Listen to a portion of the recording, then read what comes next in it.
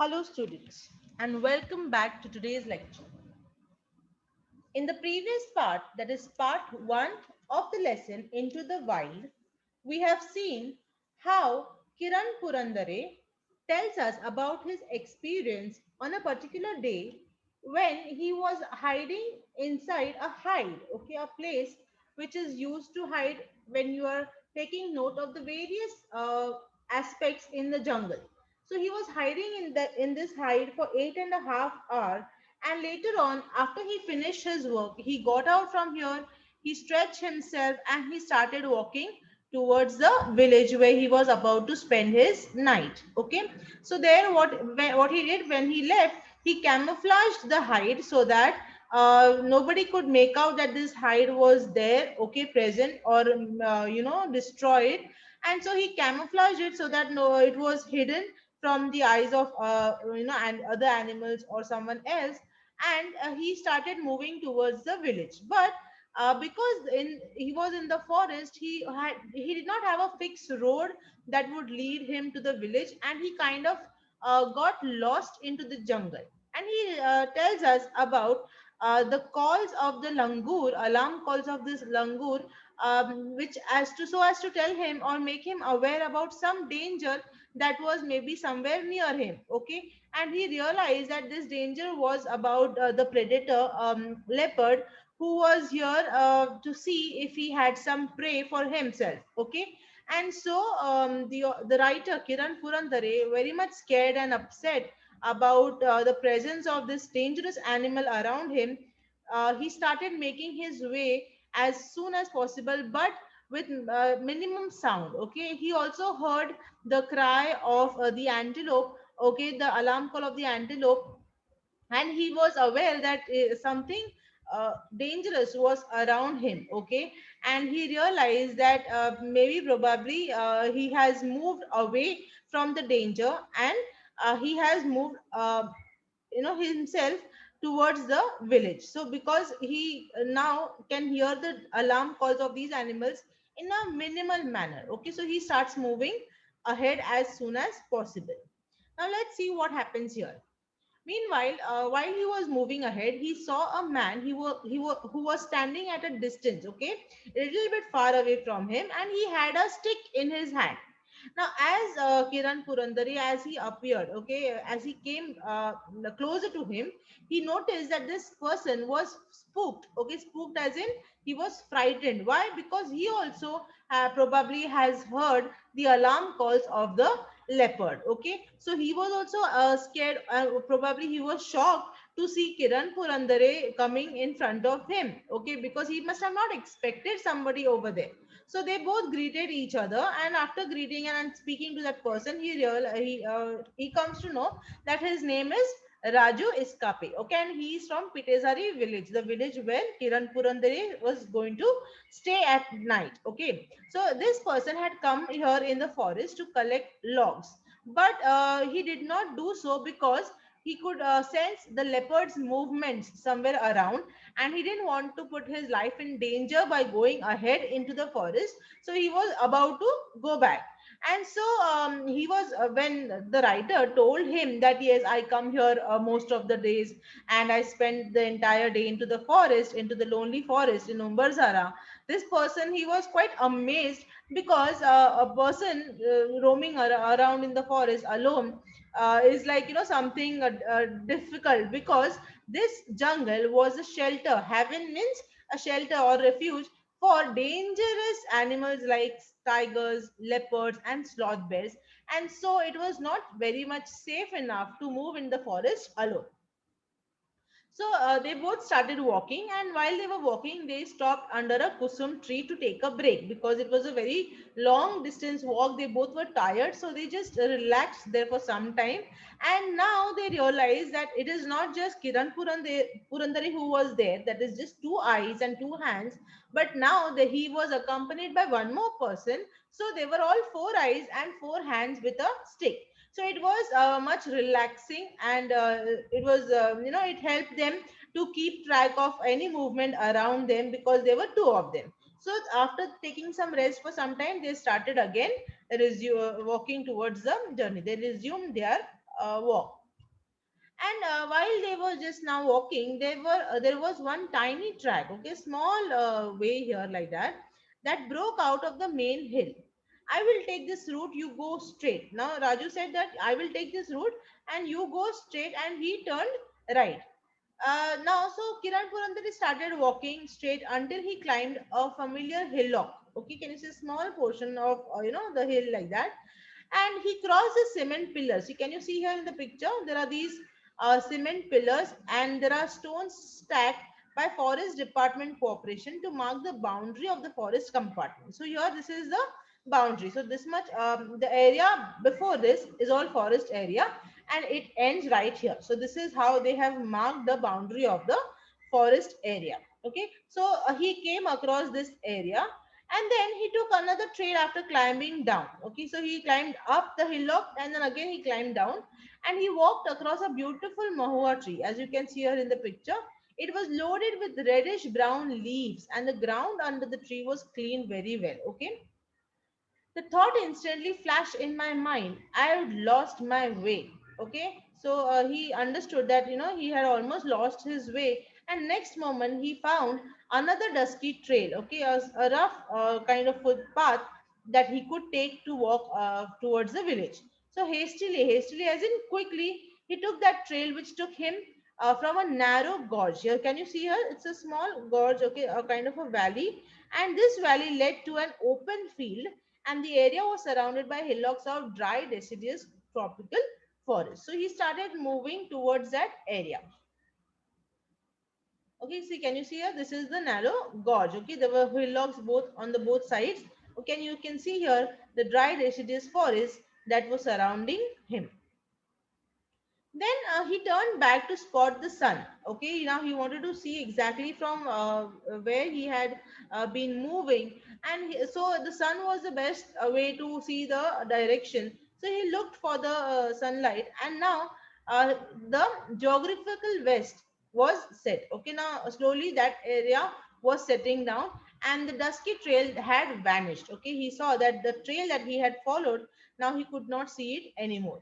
Good heavens. Okay, that is, he was now shocked, surprised, and he realized that he was lost in the jungle, completely lost in this jungle, that too at a very dreadful time. Why? Because it was almost the end of the day. Okay, it was becoming dark slowly, and he realized that this was a time where he could not just be in the forest. It was very way more difficult to spend the night in this dangerous forest. Okay, the sun was melting down like a fleeting runner. Okay, that is vanishing fast. Like, have you seen the runners, how they run so fast? Okay, so just in a minute second they just pass. So likewise, the sun was melting very quickly, and it was almost night. So soaked, that is, he started sweating so much with that with that fright, or with that he was so afraid, and he so much started sweating, and he did not know what to do. He felt like shouting to his heart's content, like loudly for help, so that somebody could listen. But he knew for that moment that there was nobody else into that forest who would listen to his sound. Rather, it might call for more danger. So he was in a very dangerous situation. So he had two bags with him, the Shabnam bag having the camera, and the other one was a small colorful handbag made which was used in villages to carry tiffins. See, can you see here? This is a Shabnam bag which had the camera, and this was a handmade bag, usually in the villages, the cloth bag that they use to carry tiffin. Now the tiffin still had some stuff, okay, but I didn't feel like having it. Now he had spent so many hours in the forest, maybe from right from the start of the day he was there, and so he had carried some food to eat, but he had eaten some while something was left. But he was so scared and he was so anxious as to what he's supposed to do, that he did not even feel like eating it. So the blossoming boxwood tree, can you see here in the picture? The boop boop sound of cowcul bird and the song of robin bird all appeared alien to me. Okay, he was so afraid, he was so scared, he was so confused as to, like, he didn't feel like listening to any of the sounds, and he did not even familiarize with those sounds, or he did not enjoy those sounds, because now in his mind it was only the fear of spending the night in this dreadful forest.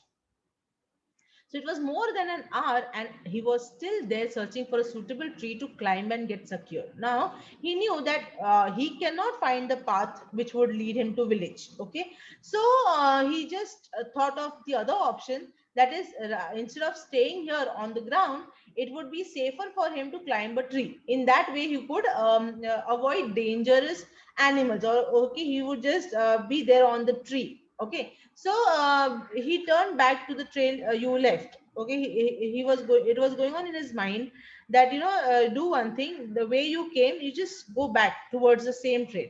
But there were no signs of the trail. But when he moved, when he looked behind, he could not see any trail, or he could not figure out from which way he had come. So he had no other way but to climb the hillock which was just before him. There were more hillocks, and some more around the one I was standing. So it was not just like one, of that those kinds, one of those hillocks. There were many such hillocks, so he did not know exactly which one should he climb. So near his feet there were the dried up droppings of sloth bear. Now, because he had spent 400 days into the forest, he was very familiar with all the animals and their droppings and every behavior of every animal present there. So when he saw this animal dropping, or the animal poop which was around him, he realized that it was of a sloth bear. Now, the sloth bear of Umbarzara must be out in open sniffing for food. Yes, it was night time and it was time for him.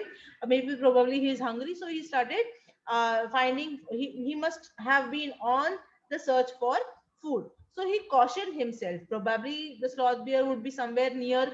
Okay, so thinking of averting means preventing all sorts of eventuality means possible outcome. So thinking of how he can prevent the outcome, he made a move.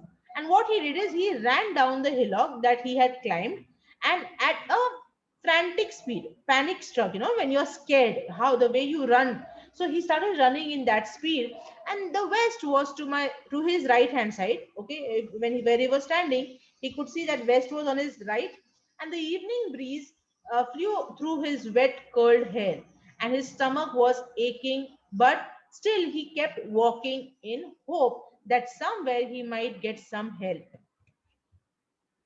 Now, around 50 steps, he just took around 50 steps, and he found a bright red soil trail. Okay, so he could see some soil path. Okay, and he found his silver lining. Here he's using this term. He found his silver lining. We say every cloud has a silver lining, which means there is hope to every situation. So he found this hope after seeing the trail, okay, on the soil, and there were marks of bicycle wheel. Okay, means somebody has come through this road on a bicycle. So he saw that mark on this trail, and that was a big consolation. Consolation means comfort for him. And so he realized that yes, there must be a village nearby. He assured himself, but he still had some questions or doubts in his mind as to how far this village is, where this village is, in which direction it is. Just walking through this path, and suddenly, what if the soil portion ends? And again, if it is a bushy area, then he will again get lost. Okay, so he had these questions in his mind. So he climbed one more hillock, and he tried to locate signs of human civilization. Okay, somewhere if he could find some footpath, footmarks, or some other ways where he would understand that yes, human beings or the village is somewhere close by. Now he got so scared that his legs were literally trembling. Okay, when you are very much struck with fear, when you are very very scared, you feel no that fear where your legs start trembling. So his legs also started trembling, and as he reached the top of the hill, he jumped with joy because he heard the sounds of people talking in the loudspeaker. Somewhere in the village there somebody was talking over the loudspeaker, and in a jiffy means quickly, he just ran down the hill towards the sound with full vigor. That is, with full strength. He just gathered all the strength that he had after the end of this tiresome day, and he just started running with all the possible strength that he had towards the direction of the sound. Okay, in the direction of the sound. So as the sound was getting louder, he kept running. I stumbled. Stumbled means he just lost balance while running so fast and he fell down. And as soon as he fell down, he saw droppings of blue bulls nearby. Okay, there one more animal. Okay, here you can see in the picture. So this animal's droppings he saw nearby, and he struggled. He stood up and decided now which direction to move on. Okay, the signs of civilization, that is human society, were visible. Okay, he started seeing the village. The tiny sleepy village of Pitezari was visible through the green woods. The lantern of Rajiram Bhalavi's farm, the loudspeaker installed for Keshav Bhalavi's marriage, all were in clear sight. So he quickly realized, he was staying in that village for so many nights, so he knew whatever occasions were happening, and in the village there was this marriage that was going to take place, and there was a farm of this person Rajiram Bhalavi, and so he could figure out all these things in the village, and he realized that yes, now he is closer to the village. So all were a clear sight, and then he turned left to spot the village lake and familiar hillock Suihudaki. Okay, the dog barked to welcome him to the village. So yes, he had come here, and as in the village they have some dogs, so this dog was familiar with Kiran Purandare, and he started barking as soon as he saw him. The first thing that he did was he took a bath.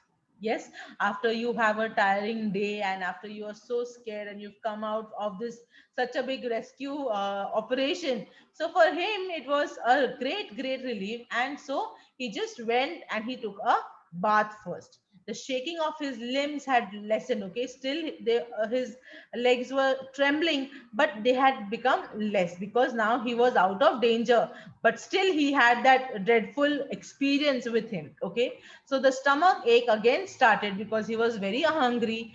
He had spent so many hours without eating anything, so he ate to his heart's content, and then slumped, that is he just fell into the cot, okay, onto the cot, and he uh, took some rest, and lying awake looking at the star studded sky. Of course it's a village, so you will have, to sleep in the open. So he had this small cot, and he just was lying on the cot looking at the stars, and he spoke to himself, there still exists a jungle where we can get lost. Isn't this our good luck?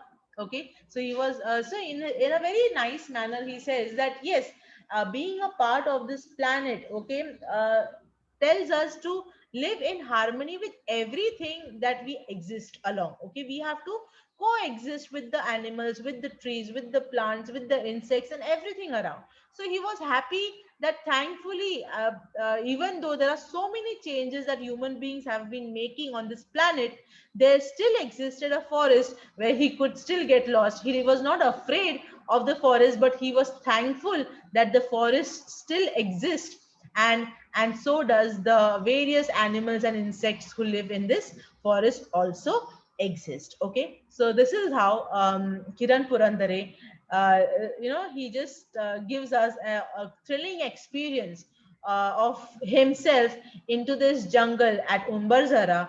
And this experience, if you want to know a lot more about it, you can definitely grab his book, that is Sakha Nagzira, and get to know about so many more such thrilling experiences that this person, this great person, has encountered while he stayed in the jungle for 400 days. Okay, so my dear students, I'm sure you also were quite excited throughout the lesson to know about this amazing experience.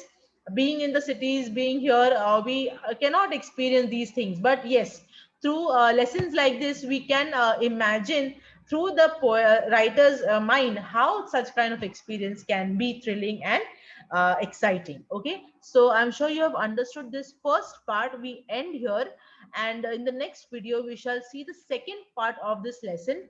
Please, once again I urge you to please go through the text, read the lesson on page number 56, 57, 58 and 59. Okay, it ends on page 59, the part 1.